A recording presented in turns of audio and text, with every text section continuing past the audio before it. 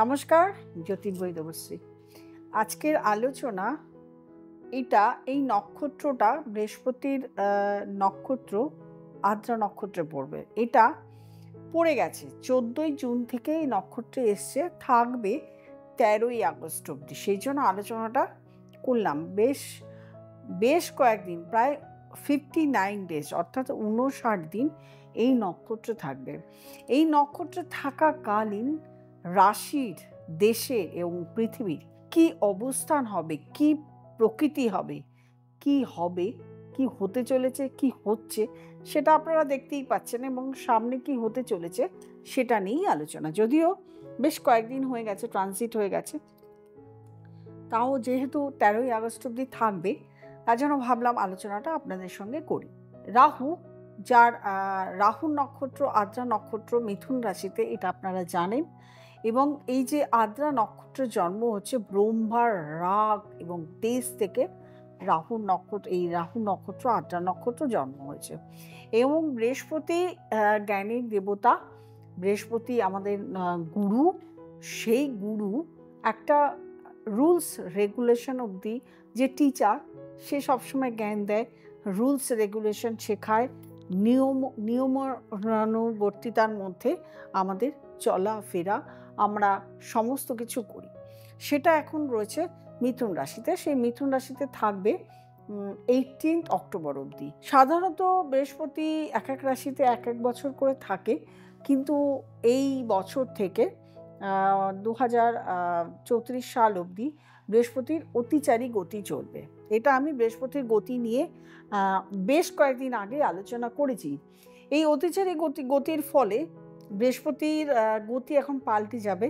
কিছুটা সময় মিথুন রাশিতে থাকবে, আবার চলে যাবে কর্কট রাশিতে, ডিসেম্বর মাস অবধি কর্কট রাশিতে থাকবে, আবার চলে আসবে মিথুন রাশিতে, আবার চলে যাবে তারপরে কর্কট রাশিতে।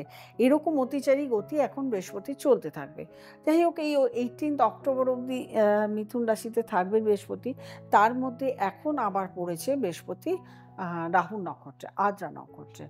এবং এই বৃহস্পতি যখন আদ্রা নক্ষত্রের উপর দিয়ে পাস করবে, তখন অনেক কিছু নিয়ম শৃঙ্খলা, যেগুলো দেশের এবং পৃথিবীর যতগুলো নিয়ম শৃঙ্খলা, নিয়মানুবর্তিতা আমরা চালু করেছিলাম বা চলছিল, সেই সমস্ত কিন্তু ভেঙে যাবে।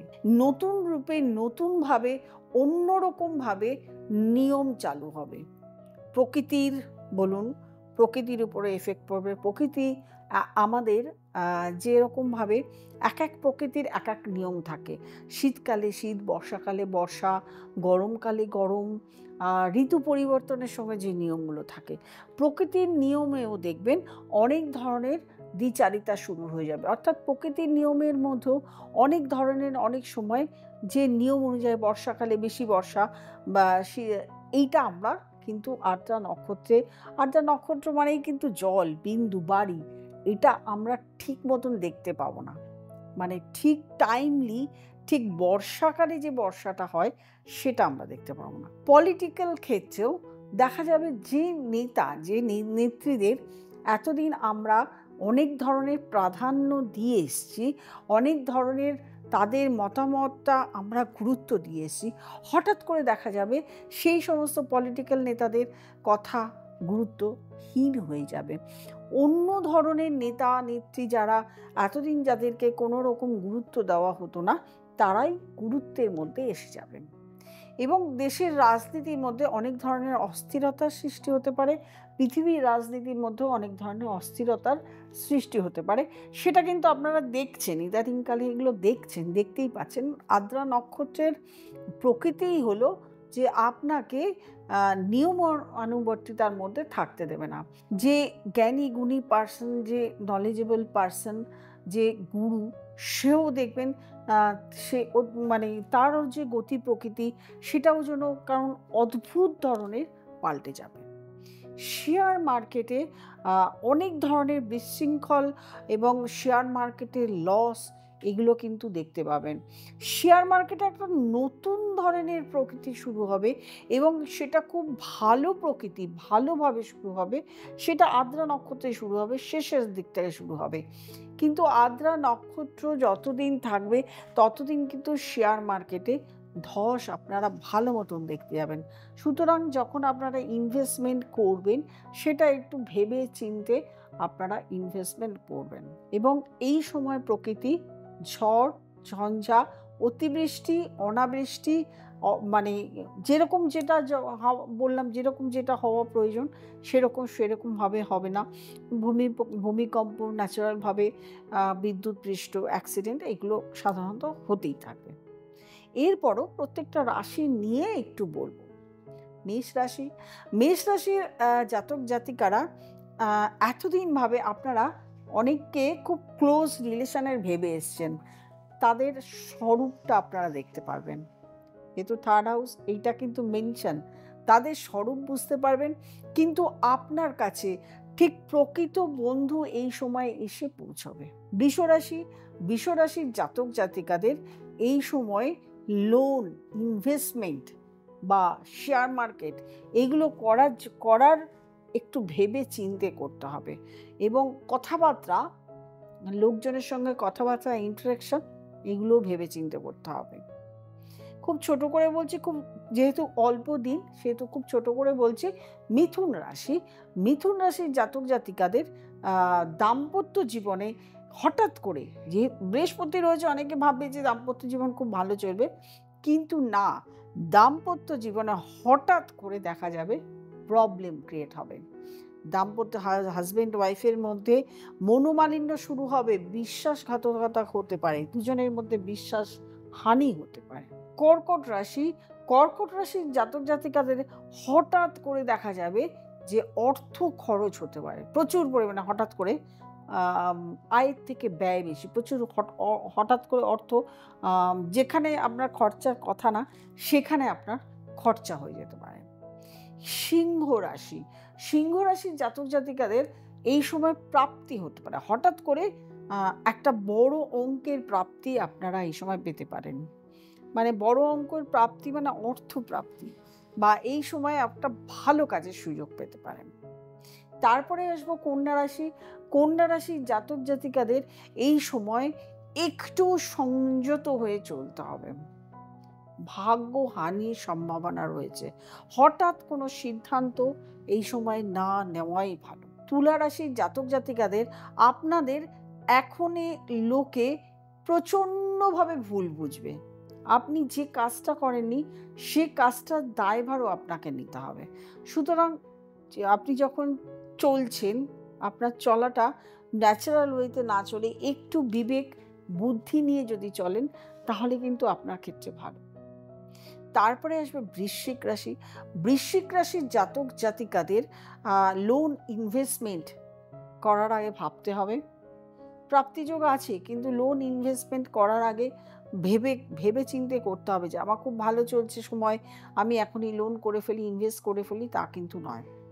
ধনু রাশির জাতক জাতিকাদেরও কিন্তু দাম্পত্য জীবনে, বিবাহিত লাইফে প্রবলেম আসতে চলেছে এবং ব্যবসার ক্ষেত্রে এই সময় কিন্তু বিশাল একটা মানে লসের একটা থাকতে পারে। তার সঙ্গে আরেকটা কথা বলবো, আপনি যদি শেয়ার মার্কেট করেন সেক্ষেত্রে কিন্তু একটু সাবধানে আপনাকে ইনভেস্টমেন্ট করতে হবে। তারপরে আসবো মকর রাশি। সন্তান নিয়ে চিন্তা থাকতে পারে। মকর রাশির জাতক জাতকের সন্তানকে নিয়ে টেনশন হতে পারে এবং বাড়িতে আপনার মা বাবা যে কেউ অসুস্থ হতে পারে। কুম্ভ রাশির জাতক জাতিকাদের এই সময় যারা এডুকেশন করছেন, এদের খুব মানে হায়ার স্টাডিজে যারা করছেন তাদেরকে খুব মানে ইমোশনাল হয়ে আমার বিশাল কিছু হয়ে গেছে বা ওভার কনফিডেন্স হয়ে গেছে, আমি বিশাল কিছু করে ফেলবো, আমি খুব ভালো পড়াশোনা করে ফেলেছি, আমার পরীক্ষা ভালো হবে, এরকম ওভার কনফিডেন্স না রাখাই ভালো। একটু ঠান্ডা মাথায় প্রিপারেশনগুলো নিন, পরীক্ষাগুলো দিন। তারপরে আসবো মীন রাশির জাতক জাতিকাদের কিন্তু বাড়ি, গাড়ি, হঠাৎ করে বাড়ি বা গাড়ির প্রাপ্তি যোগ আছে। বাড়ি কি করে হবে সেটা তো আপনার অর্থ আসলেই হবে। গাড়িও হতে পারে বা কোথার থেকেও একটা অর্থযোগের সম্ভাবনা রয়েছে। আমি খুব ছোট করেই বললাম, যেহেতু অল্প কয়েকদিন ৫৯ দিন 59 ডেজ থাকবে, এই নক্ষত্র বেশি দিন থাকবে না। থাকবে হয়তো আর ১ থেকে ১.৫ মাস থাকবে। ১৯শে আগস্ট অবধি থাকবে। সেহেতু এই প্রভাবটা খুব অল্প দিনের জন্য হবে, কিন্তু অল্প দিনের জন্য হলেও একটু অ চিন্তা চিন্তাদায়ক। সারা আমাদের তো প্রত্যেক সেকেন্ড, প্রত্যেক মিনিট, প্রত্যেক ঘন্টায় কখন কি ঘটে যায় জানি না। কখন কি ঘটে যেতে পারে মানুষের জীবনে সেটাও জানি না। আমাদের স্টেপটা খুব সাবধানে ফেলতে হয়। সেই জন্যই কিন্তু প্রোগ্রামগুলো করা। অল্প দিনের জন্য হলেও এই যে নক্ষত্র পরিবর্তন, রাশি পরিবর্তন, বকরি, এগুলো খুব অল্প দিনের জন্য হলেও এই প্রোগ্রামগুলো করা আপনাদেরকে সতর্কবাণী, সাবধানবাণী দেওয়া।